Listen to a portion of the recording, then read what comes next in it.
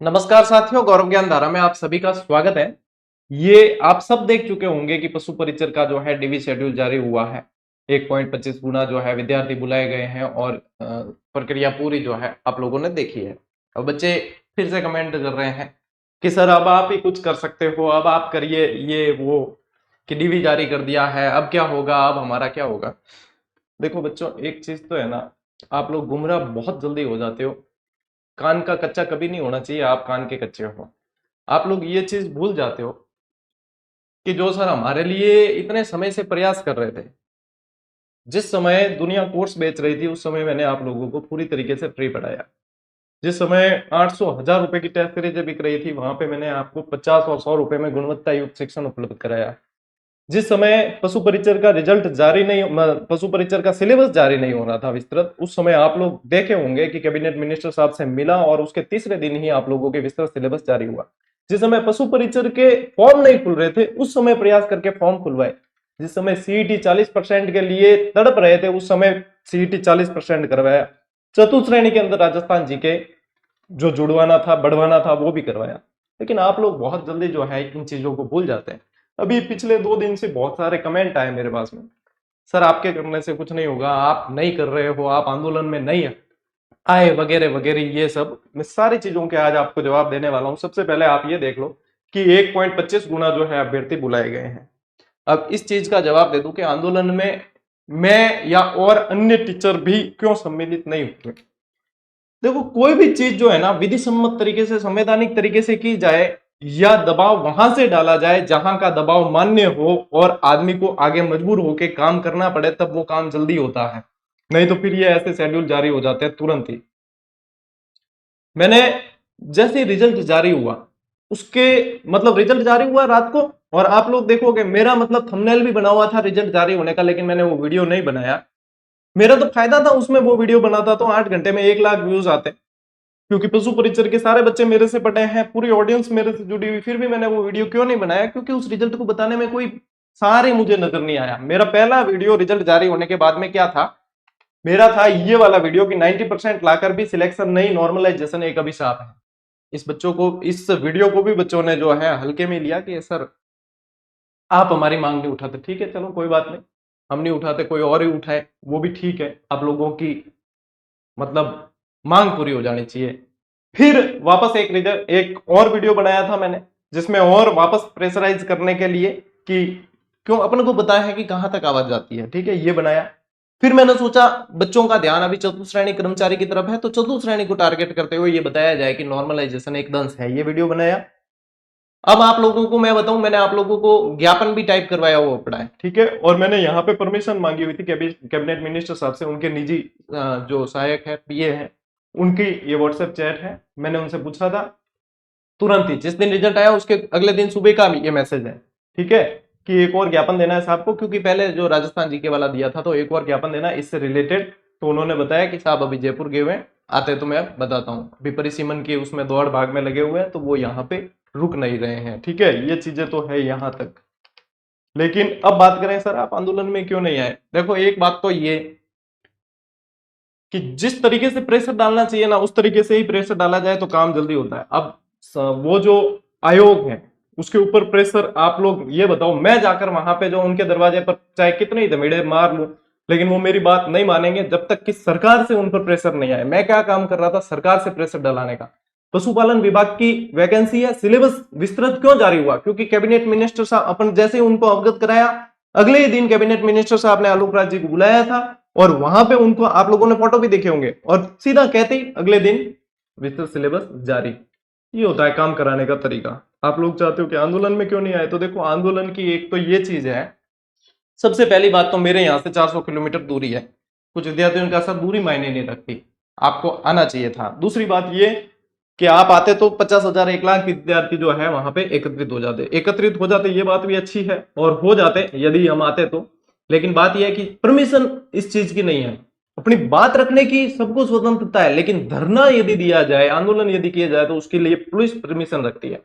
50,000 आदमी कहीं एकत्रित हो रहे हैं तो पुलिस परमिशन लगती है। पुलिस परमिशन नहीं देती है तो उसके बाद क्या होता है, उसके बाद एकत्रित हो गए तो क्या होता है कि जो छात्र एकत्रित हुए उन्हें भी गिरफ्तार किया जाता है। मान लो हमें तो पकड़ के डाल दिया तो हमारी तो पहुंच है, हम तो छूट भी जाएंगे, और हमें कौन सी वापस सरकारी नौकरी लेनी है, हमारा तो प्लेटफॉर्म सेट है, हमारा कुछ भी बिगड़ना नहीं है, उल्टी चमक मतलब और बढ़ेगी, ठीक है। लेकिन क्या यदि 4 विद्यार्थी भी अपने कारण पकड़े गए और उन पर केसबाजी हो गई जिन्हें आगे नौकरी लेनी है, तो उनके माँ बाप जो है हमें बद्दुआएं देंगे, वो छात्र खुद जो है इससे पीड़ित होंगे। तो ये चीजें हमें सोचनी पड़ती है कि हमारे कारण तो 50,000 की भीड़ तो एकत्रित हो जाएगी, लेकिन 50,000 की भीड़ एकत्रित होते ही लाठीचार्ज हो गया, अगर अगर उन्हें गिरफ्तार करके डाल दिया, केसबाजी हो गई, उन बच्चों का क्या होगा? फिर यही बच्चे जो बुला रहे थे वही जो है गालियां देंगे कि आपकी वजह से हमारे ऊपर केसबाजी होगी। तो इन चीजों को मैंने पहले भी आप लोगों को वीडियो बनाया जब बताया था कि संवैधानिक तरीके से, विधि सम्मत तरीके से अपनी मांग को रखनी चाहिए।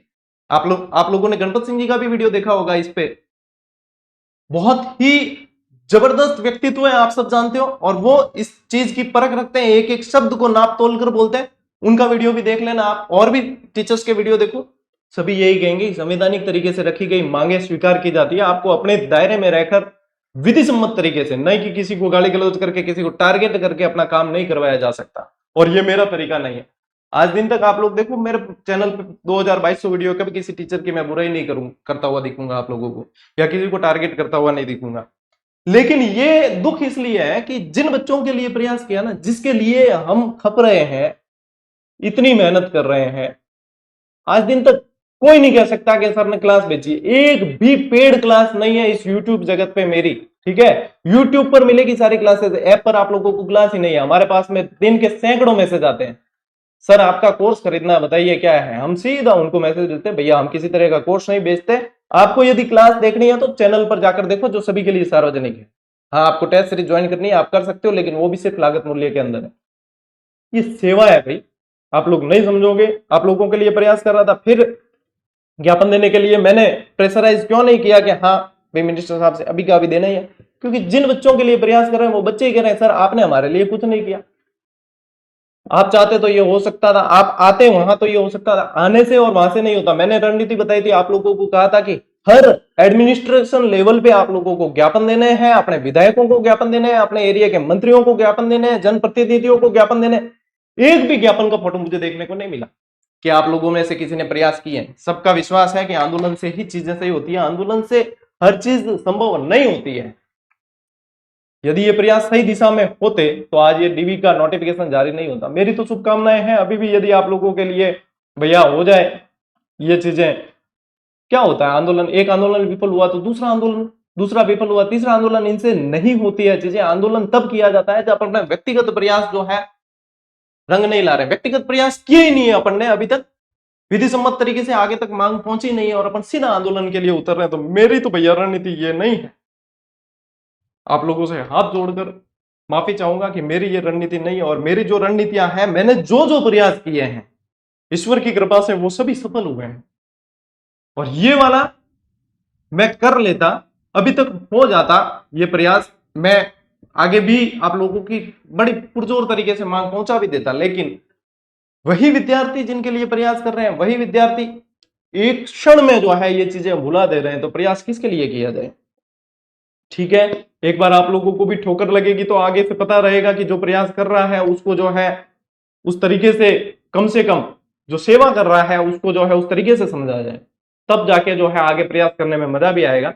बाकी ये तोहफा आप लोगों को मिल ही चुका है, और जो जिनको अभी भी लग रहा था कि सर आंदोलन में ही आना चाहिए था आपको, तो आंदोलन में तो और भी कई लोग थे, बच्चे थे, कई थे। लेकिन यूं है कि आयोग को अपन डायरेक्ट कोई चीज कहें, आयोग अपनी बात डायरेक्ट नहीं मानेगा जब तक उसके ऊपर सरकारी प्रेशर नहीं डाला जाएगा। सरकारी प्रेशर कहां से आता है? कैबिनेट मिनिस्ट्री बहुत पावर होता है। आप देखो, एक मीटिंग हुई थी सिलेबस जारी करवाने, लेकिन अगले दिन सिलेबस जारी हुआ था। इन चीजों को समझने की आवश्यकता है, न कि ये एक दूसरे पे छींटाकसी करना, आरोप प्रत्यारोप करना। इसमें सिर्फ और सिर्फ विद्यार्थी गुमराह होता है, और अहित भी विद्यार्थी का ही है। समय हाथ से निकल जाता है जैसे ये निकल गया है, और आखिर में सांप निकलने के बाद में लकीर पीटने से कोई फायदा नहीं होता। मैं तो अभी भी शुभकामनाएं दूंगा आप लोगों को, यदि हो जाता है तो प्रयास आप लोग करें, आंदोलन करना चाहते हैं तो आंदोलन करें। मेरा तरीका भैया जो है, मैं उस तरीके से काम करता हूं, उस तरीके से काम होता है, तो आगे भी मैं तो उस तरीके से ही काम करूंगा। हाँ, मेरी क्लासेस जिस तरीके से चल रही थी, कई बच्चे ये कहने लग गए कि सर को तो मतलब क्या है कि इनको हमसे कोई लेना देना नहीं है, सर को किताब बेचनी है तो किताब बेचेंगे बस। तो भैया किताब बेचने से संबंधित आज मैं एक जवाब देना चाहूंगा कि किताबें सबसे पहले तो ऐसे ही नहीं लिखी जाती, उसके लिए दिन रात खपना पड़ता है। दूसरी बात की वैकेंसी जब कोई भी आ गई ना तो मार्केट में तीसरे दिन किताबें आ जाती है, लेकिन हमारी किताब कम से कम 2-2.5 महीने बाद आती है। कारण क्या है? सिर्फ किताब बेचनी हो तो वैकेंसी आए उसके दूसरे दिन किताब आ जाए, कहीं से भी जोड़ तोड़ के कॉपी पेस्ट करके दे दे। लेकिन कारण यह है कि हम उस पर हर किताब पे मेहनत करते हैं, उसी का परिणाम है कि हर परीक्षा में जो है वह झंडे गाड़ती है और बच्चे उसके लिए इतने दीवाने हैं कि वो लगातार मैसेज करते हैं, सर आपकी बुक कब आ रही है, हमने बाकी कोई किताब नहीं लेनी है। तो किताब सिर्फ निकालने से नहीं बिकती है, किताब जो है उस परीक्षा के अकॉर्डिंग लिखी होनी चाहिए और उसके ऊपर मेहनत की होनी चाहिए, तभी जाके किताब बिकती है। नहीं तो ये भैया मार्केट है, इसमें हर व्यक्ति ज्ञानी है, हर बच्चा ज्ञानी है। यहाँ किसी को गुमराह नहीं किया, बरगलाया नहीं जा सकता कि ये किताब ऐसी है वो ऐसी है। तो किताबों से संबंधित जो आपकी मेंटेलिटी है या आपके अंदर भरी गई है उसको दूर कर देना। क्योंकि आज देख लो रीडमेंस की कितनी किताबें आ गई, हमारी नहीं आई है।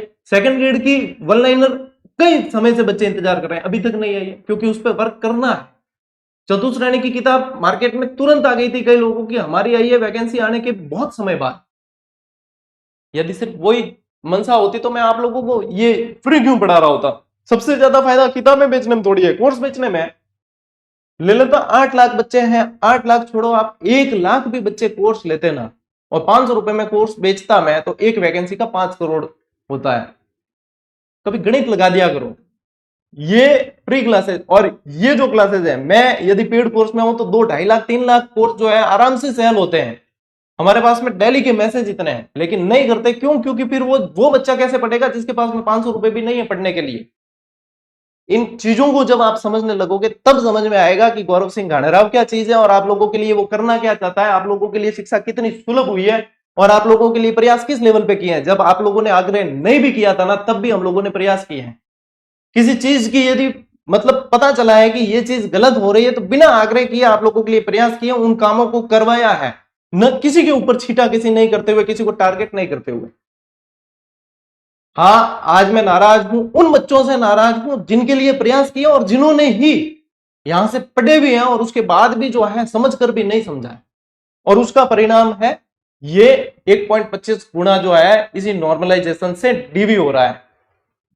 और इसके लिए अब मैं मेरे जो प्रयास कर रहा था वो कर रहा था, लेकिन अब आप लोगों को लगता है कि सिर्फ आंदोलन की राह ही कर सकती है, तो आप लोगों को भैया मेरी शुभकामनाएं हैं। जो बच्चे मेरे से पढ़ रहे हैं उनके लिए मैं प्रयास आगे भी करूंगा। जिन लोगों को विश्वास है कि हाँ इन प्रयासों से काम होता है, इस तरीके से होता है, उनके लिए मैं आगे प्रयास करूंगा। जिन लोगों को विश्वास नहीं है उनसे हाथ जोड़कर माफी है भैया। साधारण व्यक्ति है, साधारण तरीके से ही सोच सकते हैं।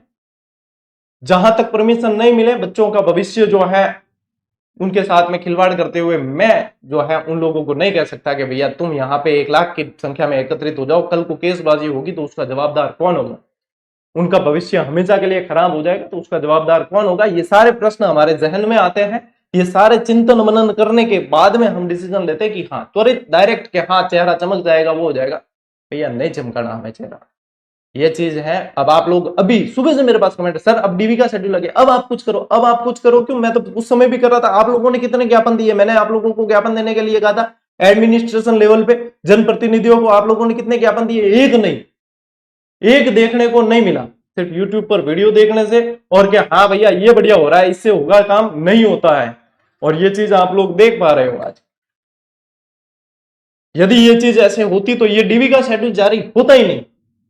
ये हुआ है यानी कि प्रयास सही दिशा में नहीं थे और उसके लिए कहीं ना कहीं हम खुद जिम्मेदार हैं। आज के वीडियो में, आज के सेशन में इतना ही। आप लोगों से हाथ जोड़कर विनती और माफी चाहूंगा।